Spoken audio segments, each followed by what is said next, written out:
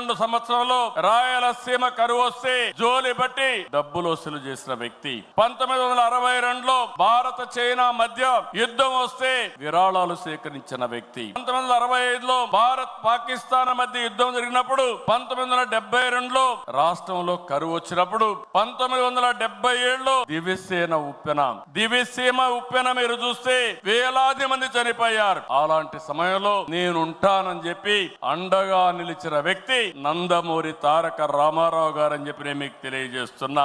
మార్చి 29, 1982 Telugu Desam party ఏర్పడిన రోజు. నిన్న మార్చికి 43 సంవత్సరాలు. ఇప్పుడు మిమ్మల్ని చూస్తా ఉంటే రోజు రోజుకు మీ ఆదరణ పెరుగుతా ఉంది. 4 దశాబ్దాలైంది.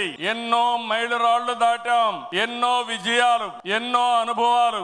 ఎన్టీఆర్ ఆశయాలు సిద్ధాంతాలని ముందుకు తీసుకెళ్తున్నాం. ఆయన స్ఫూర్తితోనే సంక్షేమానికి, సంస్కరణలు, అభివృద్ధికి పెద్దపీట వేస్తున్నాం. 2024 ప్రజలిచ్చిన తీర్పు విధ్వంసం నుంచి అభివృద్ధి వైపు ముందుకు పోతున్నాం. పేదరికం లేని సమాజం కోసం మన నాయకుడు తప్పించారు. ఆయన ఆశయం కోసం నేను ఒకటే ఆలోచించాను, శాశ్వతంగా జీరో పావర్టీ. అంతేకాదు శాశ్వతంగా పేదరికం లేకుండా చేయడమే కాకుండా ఆర్థిక అసమానతలు తగ్గించి ప్రతి ఒక్కరి జీవితంలో జీవన ప్రమాణాలు పెంచాలనేది తెలుగుదేశం పార్టీ సంకల్పం అని చెప్పి కూడా నేను మీకు తెలియజేస్తున్నా. అందుకే నిన్నే మనం చూసాం, ఈ రోజు కూడా మనం